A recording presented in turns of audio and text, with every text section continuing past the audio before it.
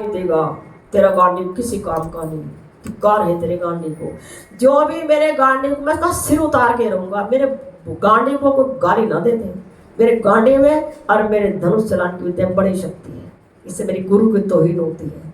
तो एक बार की बात, महाभारत की सच्ची घटना है ये, कि उस समय भीष्म पितामह ने प्रतिज्ञा कर ली कि ठीक है, मैं आज युधिष्ठिर को पास में बांधकर तेरे पास ले आऊंगा, दुर्योधन को।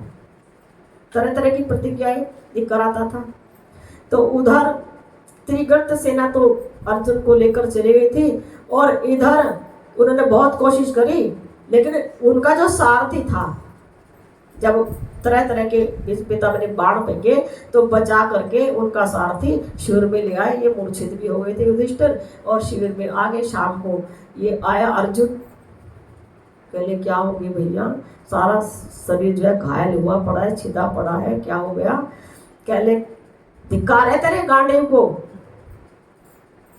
क्या की शक्ति, किस काम की शक्ति? देख तेरे बड़े भाई का कितना बुरा हाल किया, और आज कितनी बेइज्जती हुई, धिक्कार है तेरे गांडीव को। जब धिक्कार है गांडीव को कहा तो अर्जुन की आंखें लाल हो गई, और उस समय वहां भीम भी था, नकुल सहदेव, वो थर थर कांप रहे।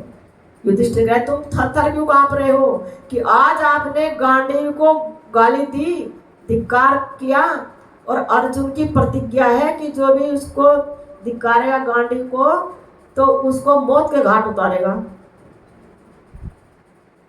तो और अर्जुन गर्दन नीचे किए खड़ा है, प्रतिज्ञा की है, प्रतिज्ञा पूरी करनी भी है। युधिष्ठिर कहने लगे, ओ मेरे तो दिमाग में नहीं रहा कि अर्जुन की ये प्रतिज्ञा है, ये प्रतिज्ञा तो मुझे पता था, पर क्रोध में आकर के, नफरत में आकर के इतना दर्द आज मैंने सहा, अपने शरीर पर तीरों के जख्म सहे हैं, और मैंने आज गाली दे दी। कोई बात नहीं अर्जुन, तू काट दे मेरी गर्दन। अगर नहीं भैया कोई बात नहीं, ऐसा आपने प्यार में तो कह दिया, अपनों को तो कहा जाता है, अगर नहीं अपने हो जा पराए, प्रतिज्ञा तो प्रतिज्ञा है, तू कर अपनी प्रतिज्ञा पूरी, काट दे मेरी गर्दन। नहीं बड़े भैया, मैं आपकी गर्दन कैसे काट सकता हूँ? अगर नहीं नहीं, ये तो काटनी तो पड़ेगी, अपनी प्रतिज्ञा तो पूरी करनी पड़ेगी तुझे। अब अर्जुन सोचे क्या करूं? अब भगवान श्याम सुंदर को याद के, दूसरे शिविर में से, द्रौपदी के शिविर से निकल के आए भगवान श्याम सुंदर। तो अर्जुन कहते हैं, प्रभु मेरी रक्षा करो। कि क्या रक्षा करोगी? कि बड़े भाई का वध कैसे करूं? तो आज वध करने की जरूरत क्या पड़ गई कि इन्होंने मेरे गांडीव को जो है गाली दे दी कि धिक्कार है तेरा गांडीव किस काम का, बेकार है तेरे गांडीव, तूने के धनुष अच्छे, तेरे गांडीव में कुछ भी शक्ति नहीं, तू वहीं से 2 बाण छोड़ देता, वही आकर के भीष्म पितामह के मार्ग रोक देते और मैं इतना घायल ना होता। तो श्याम सुंदर कह रहे कि फिर क्या बात होगी? आका वो ये कह रहे हैं मेरी गर्दन उतारो, तो उसने कहा उतार दे, फिर उतारने तो पड़ेगी।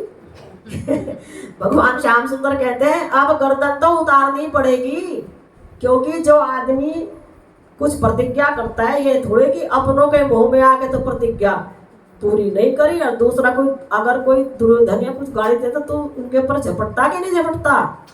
कोई विरोधी पक्ष का व्यक्ति तेरे गांडी को गाली देता तो उसका वध करता नहीं करता? कि बिल्कुल करता। तो ये थोड़े कि अपनों पे दया कर दी, ये तो पक्षपात है। तो प्रतिज्ञा किस काम की? प्रतिज्ञा हर हालत में पूरी करनी चाहिए, करो प्रतिज्ञा पूरी। कहने श्याम सुंदर आप भी कह रहे हो कि भाई की गर्दन काट दो, बिल्कुल।